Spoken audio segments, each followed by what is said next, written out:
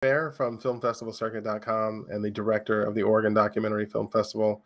We have an event coming up on the 21st at the Clinton Street Theater. Really excited to screen at Clinton Street one more time. And we're featuring a film called Two Worlds in our lineup, which has been nominated for the Best Documentary Film Award, which is the highest honor that we have in our festival. And we're joined today by director Zack Rayner. Hey, Zack. Hi, thank you for having me. Well, Zack, I wanted to get into this. I want to tell everybody the story. I can't wait to show this film on screen. But in your own words, can you give us the synopsis for Two Worlds? Yeah, Two Worlds is about the Salton Sea and how it used to be a hot resort spot in the 50s and was very bustling, and where a lot of fancy people used to go to Palm Springs of a day. But since off and current state of a lot of dilapidated houses and a possible future ecological disaster, and my film was here to show how it's a very beautiful place in a lot of ways, despite not being very, and what we can do to save it in the future and why we shouldn't ignore it. Amazing. Yeah, the Salton Sea is, it really is a disaster already in many ways. Just any research you do on it pretty much is just all doom and gloom with no solution in sight. Why did you take this story so personally, and why did you choose to create this documentary about the Salton Sea? Well, it's been of me. I remember when I was in elementary school, my dad took my whole family there. We live in Southern California.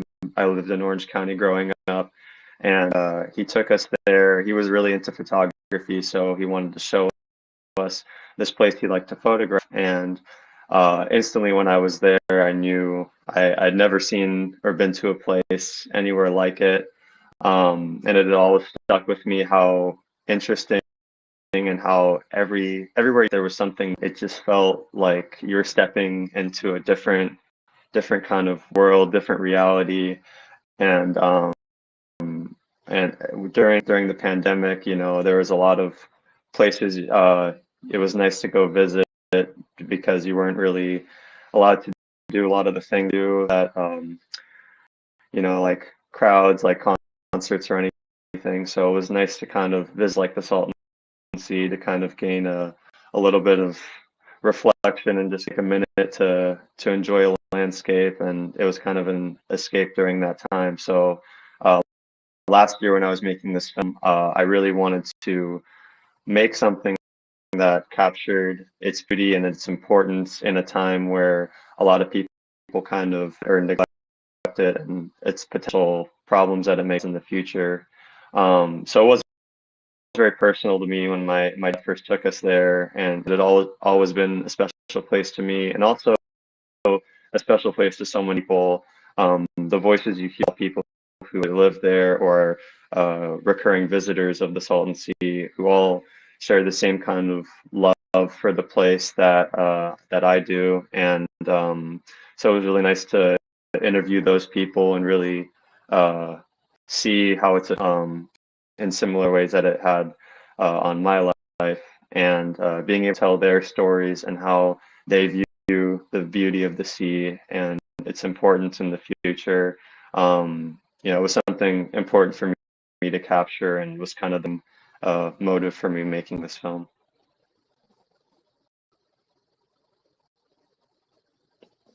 I was muted there for a second. What is it that you learned from this production? I mean, you've got really good photography and cinematography and really great, interviews. It looks like you stayed embedded for a while to really, capture personal moments. And I feel like this film was a great undertaking. It's not something you just, took your camera out there for a day and just did. What did you learn during this production?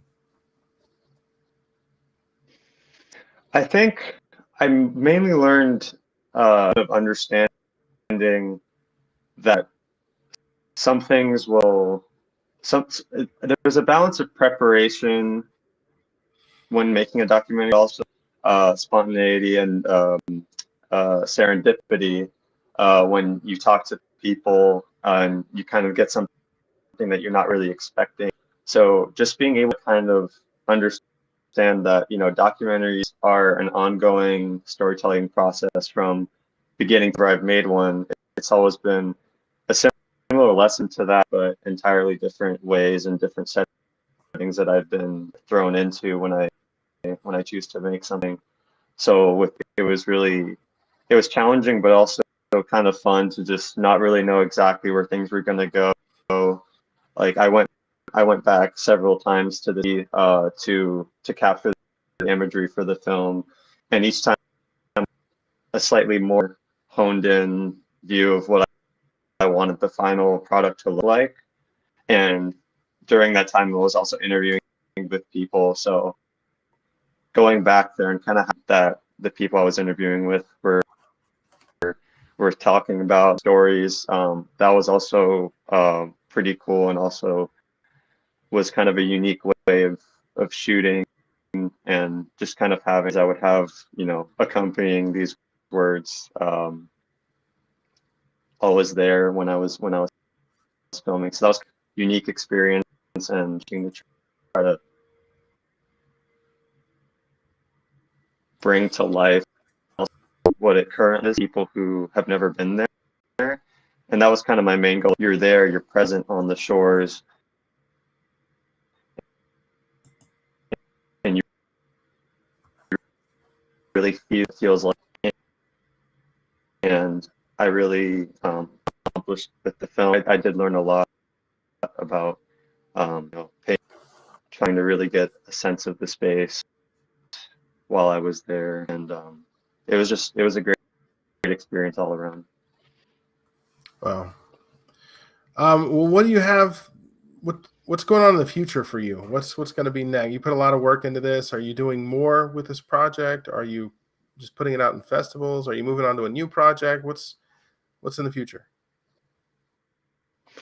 Currently with this project, yeah, I'd love for now. I'm kind of this just is in film festivals now. Currently working on kind of a longer term project. We're still kind of fleshing out the detail of what we want the final product to be, but it's another similarly environmental documentary, pretty different two worlds, and it's more about you know, carbon footprint and a lot of what's happening in farming. So we're in pre-production now and production, and I'm excited to kind of use what I learned during filming this documentary, Two Worlds, into this new one that's going to present a whole lot of new challenges, but also experiences as well. And besides that, I've been working on a lot of sets as a camera assistant, a camera operator, DP, sometimes in lighting, just trying to make my arsenal a lot wider for any challenges that may pop up. All right, good stuff. You're in the field and you're working crew. I was definitely there for 16 years. You know, working nonstop. You learn so much from so many people when you get a chance to work on sets every day. Hmm. Absolutely. All right, my friend, it was good talking to you, and I appreciate you being transparent about this whole process. Is there anything that you'd like to add before we go? It was great speaking with you, Michael. I just want to thank the Oregon Documentary Film Fest and the judges. You know, they put a lot of time into watching so many films, and be here. I'm visiting Portland with my family, and we're all headed to attend tomorrow. And yeah, just a big thank you for everyone who made this possible. You know, it's not easy, not a small undertaking. So I appreciate the love for cinema all around the country. Exciting times. Thank you so much. Have a good one. Thank you.